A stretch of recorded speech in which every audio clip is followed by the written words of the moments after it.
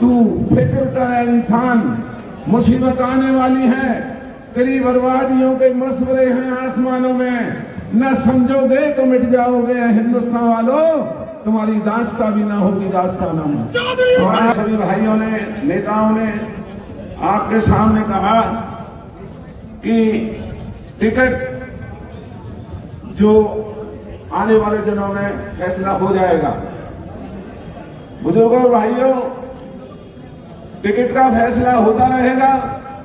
हम लोकसभा का चुनाव लड़ना शुरू कर चुके हैं और उसी के लिए आज आपके दरवाजे पर आए हैं।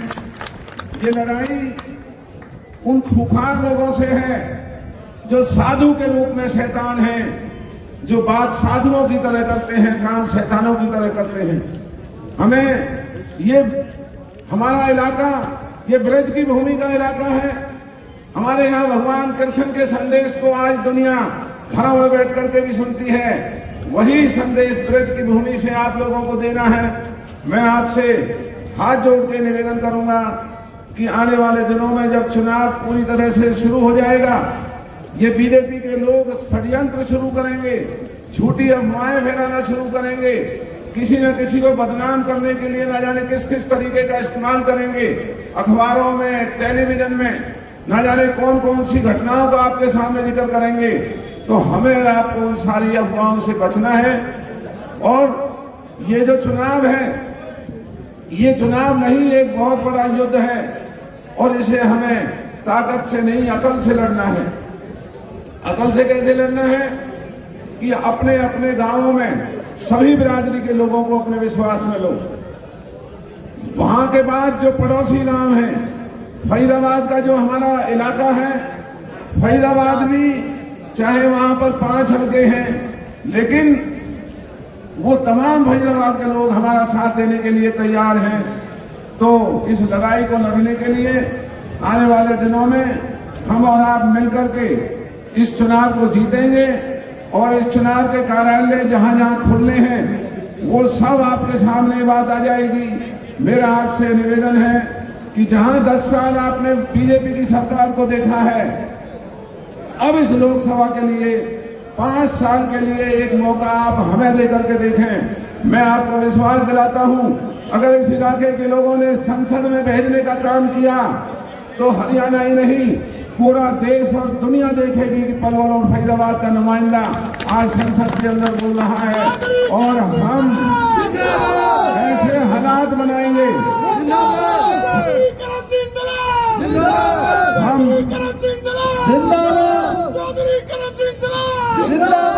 हम ऐसे हालात बनाएंगे। मैं पूछना चाहता हूं आप सबसे, क्या हाथ जोड़ने से, मिन्नत करने से ताकत मिला करती है? क्या बीजेपी के सामने हम हाथ जोड़ते रहे, मिन्नत करते रहे, ये हमें कुछ दे देंगे? कभी भी नहीं देंगे। दुनिया में अधिकार अगर लेने हैं तो युद्ध करना होता है, ताकत दिखानी होती है। आज का युद्ध हथियारों का और आमने सामने का नहीं, दिमाग का है।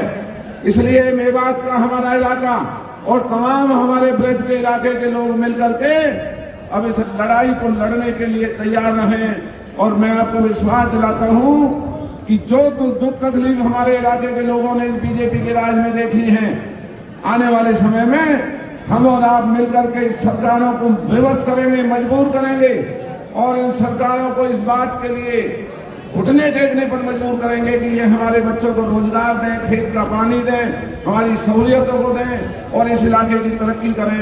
इन्हीं शब्दों के साथ मैं सभी आयोजक कार्यकर्ताओं का, हमारे भाई बलजीत जी, भाई इसराइल जी, भाई बंधु जी, महिपाल जी और हमारे जो खुफिया के से भाई राजू जी और जितने भी कार्यकर्ताओं ने इस कार्यक्रम को कामयाब करने में जो इतनी मेहनत की है, मैं उनका भी और आप सबका भी धन्यवाद करता हूं। आपका बहुत बहुत धन्यवाद। लेकिन जाने से पहले एक फैज साहब का शेर आपको सुनाना चाहता हूं जो हमारे ऊपर लागू होता है। जब देश की आजादी की लड़ाई थी तो फैज साहब ने कहा था, तू फिक्र कर इंसान, मुसीबत आने वाली है, तेरी बर्बादियों के मशवरे हैं आसमानों में, न समझोगे तो मिट जाओगे हिंदुस्तान वालों, तुम्हारी दास्ता भी ना होगी दास्ताना में। तो आज हमारे लिए हालात में हम मिलकर के ये लड़ाई लड़ेंगे, जीतेंगे। आपका बहुत बहुत धन्यवाद। जय हिंद।